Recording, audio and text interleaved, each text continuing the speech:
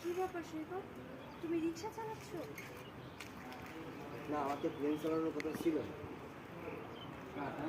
অনেক কিছু যায় আসে। আচ্ছা, তোমার ফোনটা বন্ধ কেন? আমি তোমাকে কতবার কল করেছি, তুমি বলতে পারবে? আমি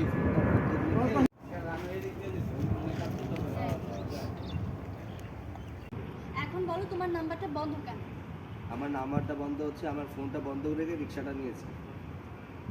তার আগে বলো, এই রিক্সা চালিয়ে তোমার সারাদিনে কত টাকা ইনকাম হয়? কেন? কথা বলার আগেই সব কিছু বোঝা।